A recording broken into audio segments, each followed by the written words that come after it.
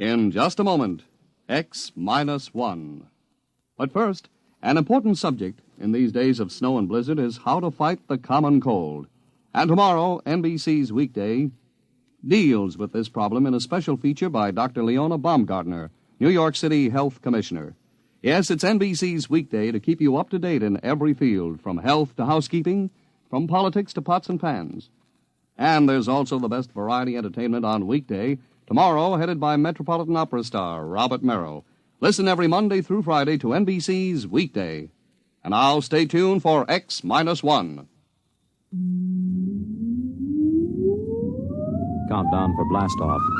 X-5, 4, 3, 2, X-1, fire.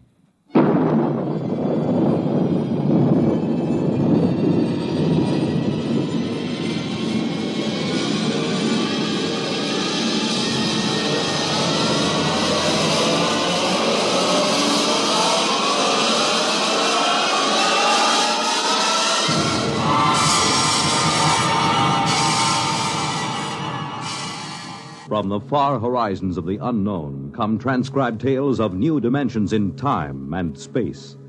These are stories of the future, adventures in which you'll live in a million, could be years, on 1,000 maybe worlds.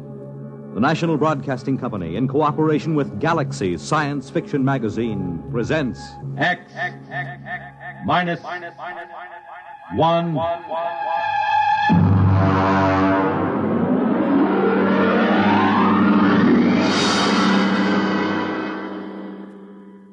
Tonight's story, $1,000 a Plate by Jack McKenty.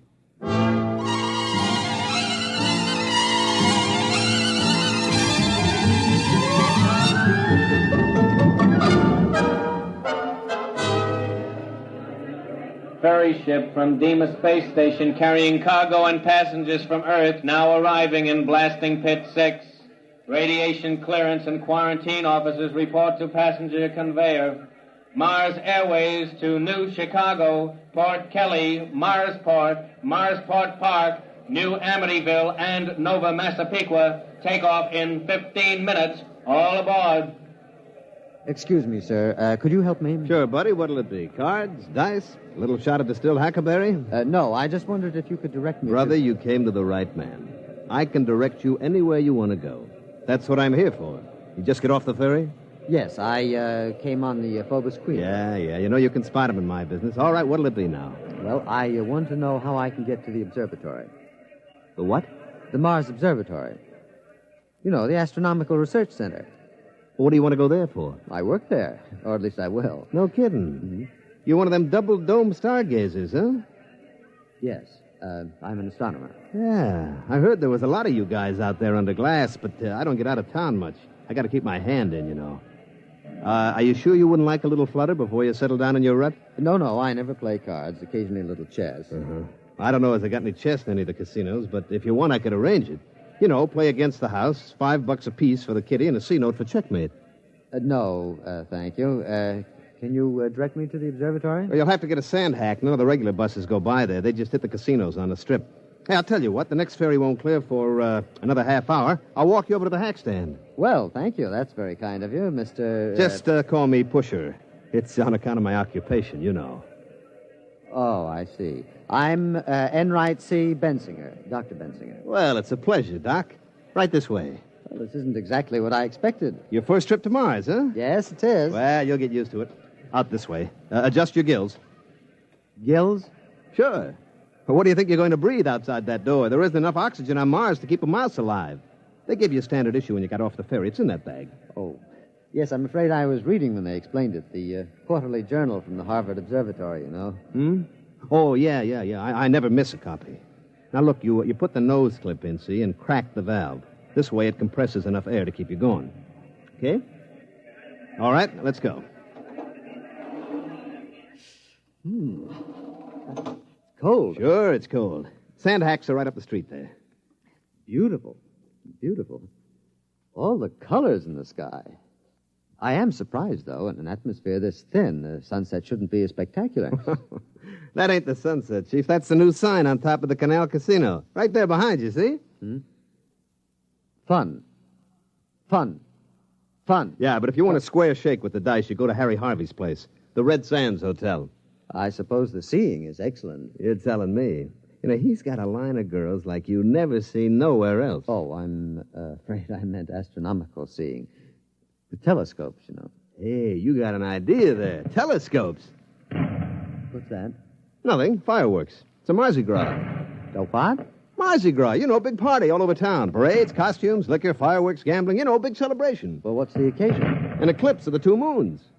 Oh, but that occurs very frequently. Oh, sure. You'd be surprised how much a Mardi Gras ups the take on the strip.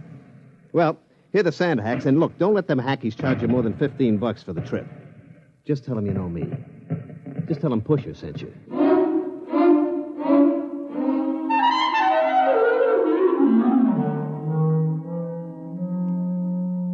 Gentlemen, I want you all to meet Dr. Benzinger, our new colleague.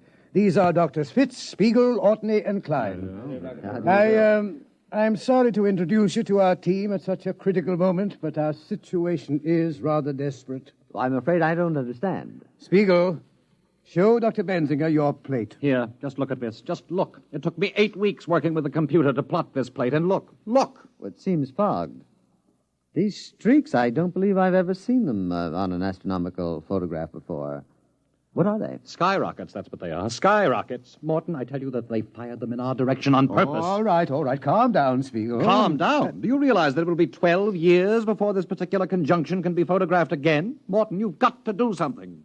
Couldn't you write a little note to the Chamber of Commerce and ask them to eliminate the fireworks? We've written a note every time a small boy lets off a Roman candle, and it was no use. I tell you, they fire them this way on purpose. I'm afraid that's true. The other directions around town are either oil refineries or homes of the casino owners. I don't suppose there's any chance of moving the observatory, then, out into the desert. My dear Dr. Benzinger, we'd have to bring in crews to tear it down, other crews to move it and set it up, not to mention breakage and replacement, which would involve more freight from Earth at $7.97 per pound, dead weight. As it is, the immense costs add up to a staggering total. Do you know what a single photographic plate costs us, counting overhead? $1,000. Well, then what is the answer? Another letter to the town council, I suppose. Let me write it this time, Dr. Morton. My grandmother used to have several rather picturesque phrases which I believe I could translate. No, Spiegel. Dignity, remember? We are an adjunct of Harvard University. Dr. Spiegel, I shall ask you and Dr. Benzinger to accompany me in person to the town council. Surely they cannot turn down a rational request in the interest of science.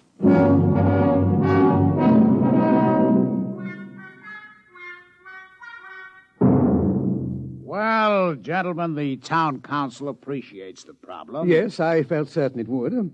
Naturally, you're aware of the importance of astronomical research, Mr. Harvey. Well, I can see your point, Doc. You sit out there in your little glass hut, pointing your brownie camera up at the stars, snapping away. But you got to look at our point of view. Oh? Now you take my place. Harvey's Red Sands. I got a heavy investment. 14 crap tables, a half a dozen roulette wheels, and the rest of the overhead. I got to keep them wheels running. It's the Mardi Gras that drags the suckers in. But really, Mr. Harvey, we were just asking you to curtail the pyrotechnic display. Now, wait just a minute. I'm as clean living as the next guy. Oh, Dr. Benzinger means the fireworks. Oh. Well, I'd like to help you out, boys, but I look at it this way. Those stars you're looking at are going to be up there for a couple of thousand years. But a sucker is different.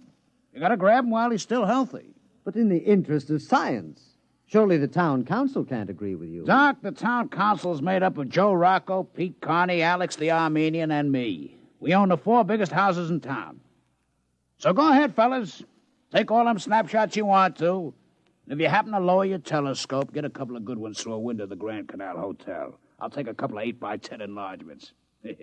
I'll see you around, Doc.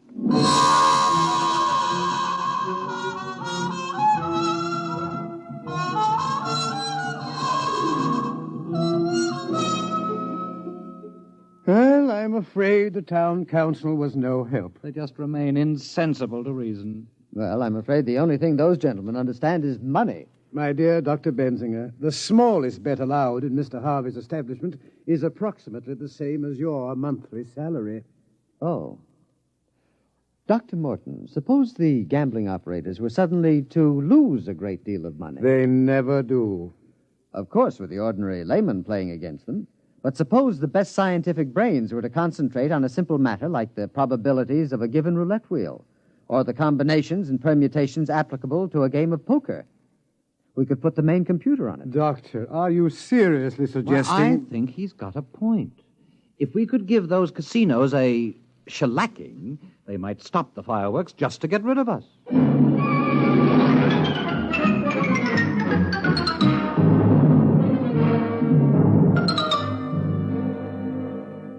Now, let me get this straight, Doc. All you eggheads up there made up a kitty to get into a crap game? Well, that's right. I thought you might direct me to the largest establishment, Mr. Harvey's place, I believe. Now, look, Doc, come over here. No, over here in the corner. Now, look, I'm a pusher. See, my job is to take these tourists by the lapel and shove them in front of a dice table quick before they spend any of their letters foolishly on food and lodging. But these rubes, they come here expecting to get took. They don't miss it, you understand? It's all part of a good time. But you guys out there running your Harvard peekaboo racket, you're different. Now, what do you want to get mixed up in this for? You take your peanuts home and shove it in a piggy bank. Save up and buy yourself a new telescope or something. I appreciate your solicitude, Mr. Pusher, but I'm quite determined. Which way is Mr. Harvey's place? Well, if you've made up your mind, the bus leaves from right over there in about 15 minutes. Get a round-trip ticket, because Mr. Harvey don't want no suckers stuck without they got car fare away from his place. I shouldn't worry about that. Frankly, I expect to leave Mr. Harvey flat broke. I'll see you just before dawn.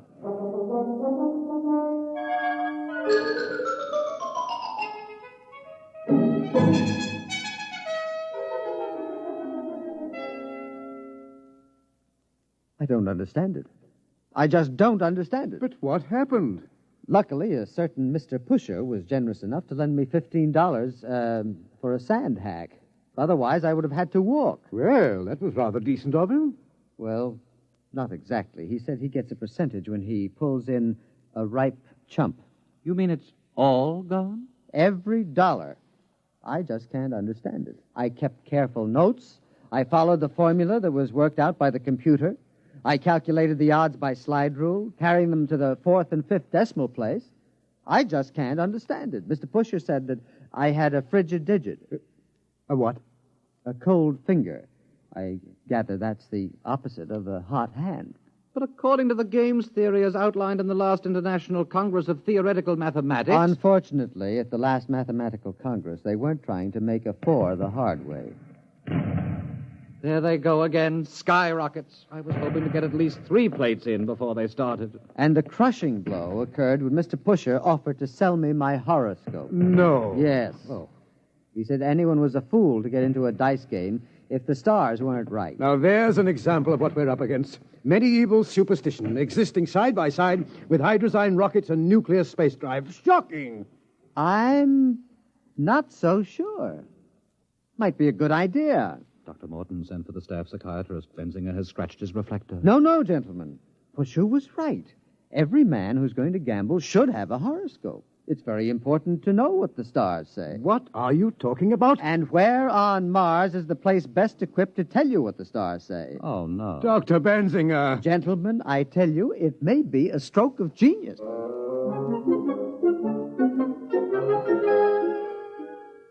Hello? Is this the advertising office? This is Dr. Benzinger. I should like to place an ad. No.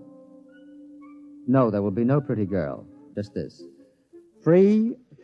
For the first time ever, your horoscope scientifically cast by the staff of the famous Mars Observatory. Learn your luck, your future. Write or call Mars Observatory. No charge, no obligation. Yes, thank you. I'd like to run that every day until further notice. Pusher, Yeah, Mr. Harvey.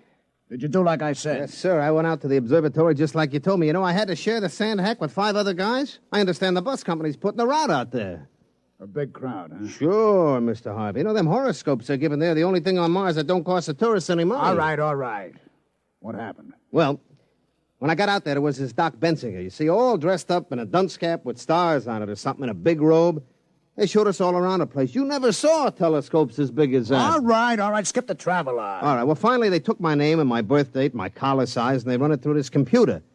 You should have seen that thing. Lights and bells. I'm telling you, it looked like the biggest pinball machine you ever saw. I kept waiting for it to tilt. The horoscopes. Yeah, well, they give it to me finally.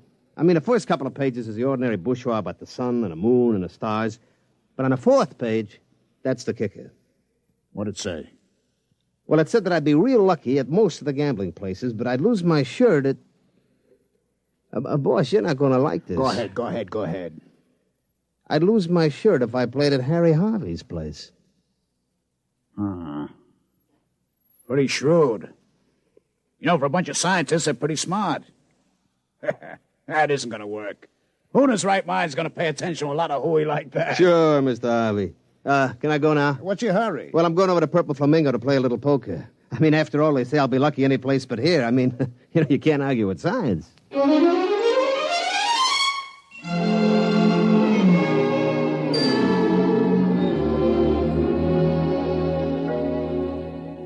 Gentlemen, I think we're on our way.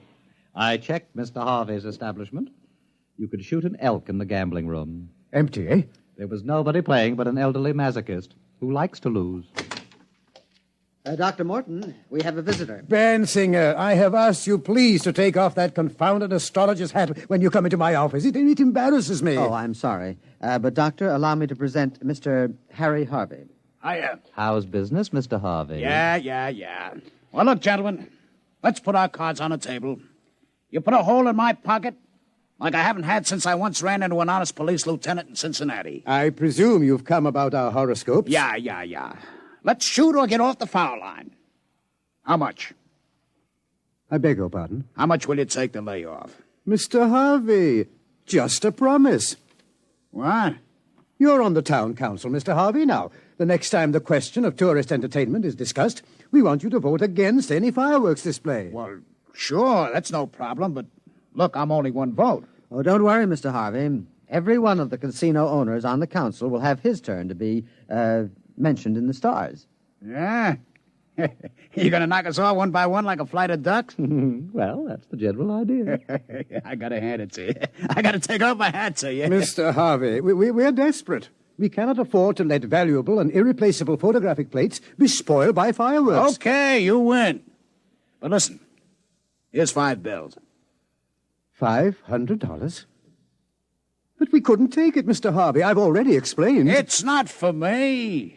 I want you to take a full-page ad and do the Purple Flamingo in your next horoscope. I'd like to see Joe Rocco's face when he gets a load of it. All right, Mr. Harvey. We'd be glad to take him next. Oh, and one more thing before I go. Can I look through the telescope? I never looked through one before.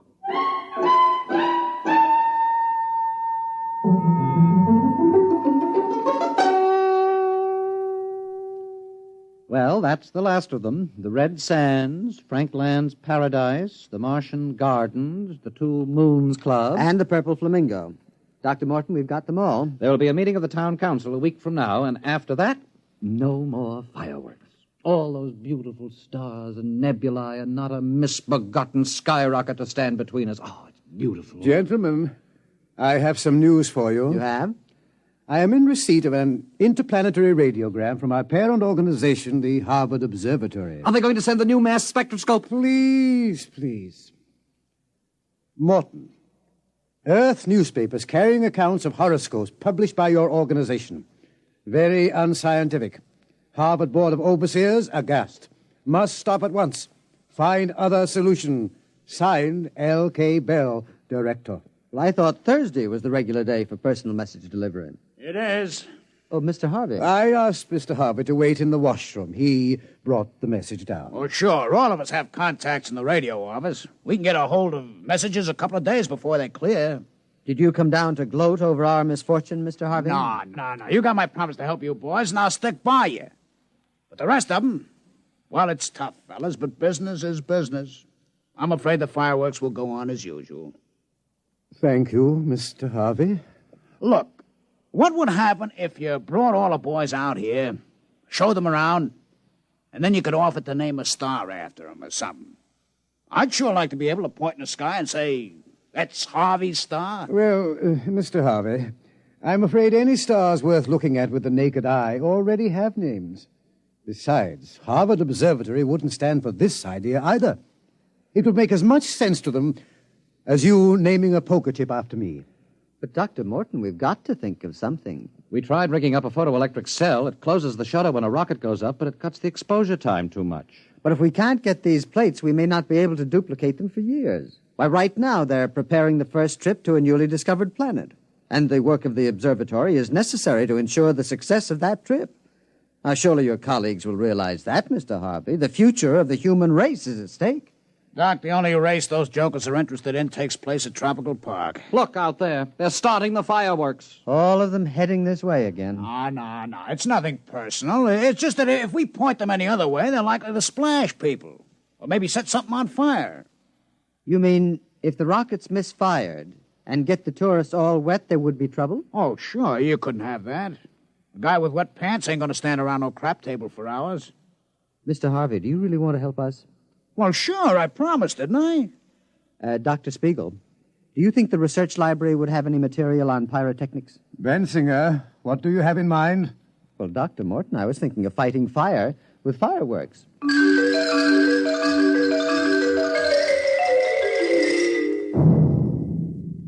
Careful with that match, Harvey. Oh, don't worry. With the oxygen around here, you need a blowtorch to light a cigarette. Have you got the rockets ready, Dr. Bensinger? Well, here they are in the launching racks. I've got all my instruments, compass, a clinometer, an azimuthal radioscope, and a blowtorch. Well, what are we waiting for? Spiegel. He's bringing the calculated trajectories from the computer. Say, I don't know if I like this. What if they miss? Or they go off too soon or something? Oh, nonsense, Mr. Harvey. You forget. We're scientists. Here are the figures, Bensinger. We double-checked them on the master computer. All right, then, let's go. They'll be starting the official fireworks any minute. Azimuth 360.3570. Check. Elevation 49.3740. Check. That's corrected for wind, velocity, temperature change, and magnetic eddy currents. Are you sure you guys know what you're doing with them skyrockets? Don't worry, Mr. Harvey. They're going to explode in the Grand Canal and get everybody in the Canal Casino all wet. You shouldn't object. After all, it's your competition. Coming up to 0 hour, Bensinger. Light the torch. 5 seconds. 4, 3, 2, 1. Fire. There they go. Oh, interesting effect. That purple color. Oh, do you like it? Yes. That was my idea. Radioactive fluorides. They're up over the town now. Hey, one of them's beginning to wobble. Oh, I can't understand that. The computer was absolutely certain. It's going over the south of town. The other one's tracking correctly on the radar. It'll hit the canal square. Yeah, but look, the purple one. There it goes. It hit. Looks like it's starting a fire. Hey, must have hit somebody's house. Hey, you can see it now. It's a house burning. Oh, dear, dear. There must have been a weak tube in the computer. Yeah, some guy's going to be real sore. I can see it real clear with the glasses now. That house on top of the hill there by the Geeko bush. Boy, it's burning like... Mr. Harvey, what's the matter? That's my house!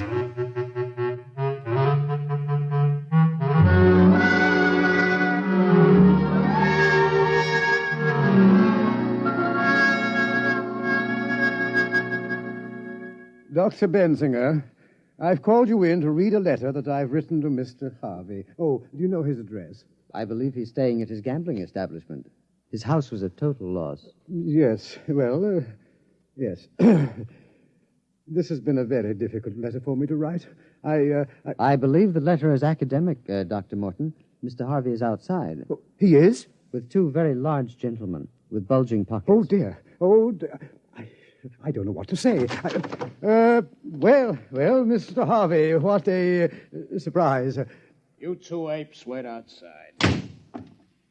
Now, Dr. Morton, about those fireworks. I want you to know I believe in direct action. I don't like fiddling around. Well, of course not. Like the time I had some trouble with a bottom dealer from Luna City. I didn't fool around. I sent him back to the moon in a cargo rocket. With no air. How interesting. Now, about your problem. I assure you, we apologize. Apologize? That's great. I just remembered I left a few plates in a bar. I don't go away, Doctor. You're in on this, too. No, there wouldn't be room. Not for two of us. What are you talking about? Well, in a cargo rocket, especially without air. What? I'm trying to tell you. The council voted against fireworks. No, as a matter of fact, I have a very bad sinus, and no air would definitely... What? Oh, sure. We decided anything that could burn down an honest citizen's house was too dangerous. Very civic-minded, that council. But I don't understand. I kept my promise. I said I'd help you, and I did. Well, I'm terribly embarrassed. We were trying to get a collection among the staff to help you pay for your loss, but I'm afraid the total assets of the observatory wouldn't reconstruct your garage. Yeah. But we held a staff meeting, and we decided on a more permanent kind of remembrance. Mr. Harvey, on this photograph, you see this trail? This bright trail? Oh, one of them skyrockets again? I'm sorry, Doc. It won't happen again. No. This is no skyrocket. It's a comet. It will be quite bright for several months. And we've decided to call it Harvey's Comet. Harvey's Comet? Hey, that's real nice. Harvey's Comet. Hey, Doc, you put me on top of the world. Them boys at the Canal Casino boasting about their new sign. But me, I got a comet. Harvey's Comet. Why, every sucker on Mars will see it every night.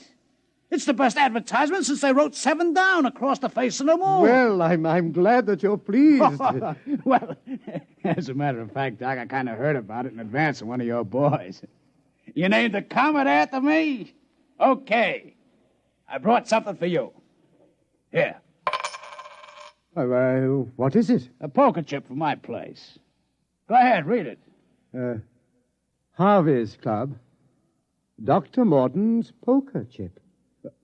5,000. That's dollars, Doc. Don't spend it all in one place.